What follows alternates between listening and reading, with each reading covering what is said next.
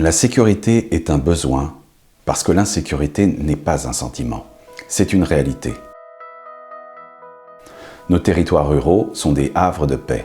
Le bien vivre ensemble y attire de nouveaux habitants chaque année. Seule une très petite minorité d'individus gâche notre désir de bien-être. L'impunité s'installe dans notre pays. Moins de 5% des faits dénoncés donnent aujourd'hui lieu à une condamnation. Cet autre fléau qui est apparu sur notre territoire, que l'on habite à Fleury-les-Aubrais ou à Écrennes, comme partout ailleurs, il s'appelle l'incivilité.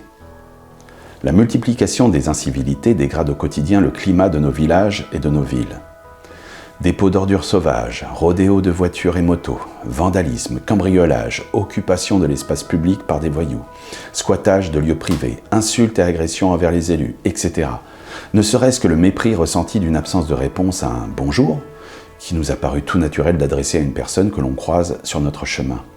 Les incivilités sont des nuisances. Ces comportements qui ne respectent pas les règles de vie en communauté nourrissent une spirale de dégradation difficile à enrayer si elles ne sont pas traitées immédiatement.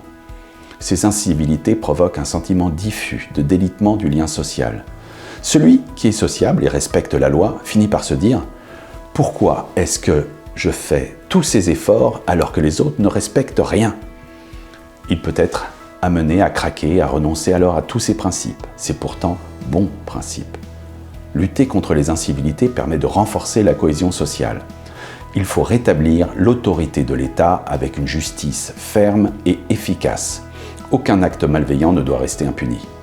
Les forces de l'ordre sont au contact des maires et notre collaboration est saine, efficace, autant que faire se peut. Mais les gendarmes nous le disent souvent. Ils aimeraient, comme c'était le cas par le passé, reconstruire le lien qui faisait que chaque citoyen les connaissait, aller au-devant d'eux avec respect. Pour une demande ou un simple bonjour, une civilité. La gendarmerie nationale doit être renforcée en moyens humains et matériels. Il faut rétablir une peine minimale d'1 an de prison ferme, applicable et appliquée, pour les auteurs d'agressions contre les dépositaires de l'autorité publique. Forces de l'ordre, pompiers, élus, médecins, enseignants. Pour éradiquer les quartiers gangrénés par la délinquance, il faut créer des brigades de proximité, associant la gendarmerie, la justice et également le fisc. Aller jusqu'au bout dans chaque démarche. Je suis pour le rétablissement des peines planchers automatiques pour les multirécidivistes violents, les délinquants sexuels et les trafiquants de stupéfiants. Nous avons trop versé dans l'angélisme, leur laissant libre champ. Je pose la question de l'abaissement de la majorité pénale de 18 à 16 ans, avec un seuil à 13 ans, pour mettre un coup d'arrêt à la montée continuelle de la violence des mineurs. Nous savons tous très bien qu'il n'y a pas d'ordre public efficace sans justice efficace. La justice française est noyée. Il y a 2 fois moins de juges et de procureurs en France qu'en Allemagne et 2 millions de Français sont actuellement en attente de jugement.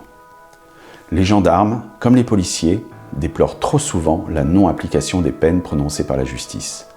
Ils ne supportent plus d'arrêter des délinquants pour les voir ressortir libres quelques heures plus tard. Il est de notre devoir d'investir massivement dans notre justice. Nous devons recruter autant de juges, de greffiers et de procureurs que nécessaire pour sa bonne application et une application rapide, restant juste et objective. La sécurité et la justice sont les garants de notre liberté et de notre qualité de vie. Dans nos territoires ruraux, comme en ville.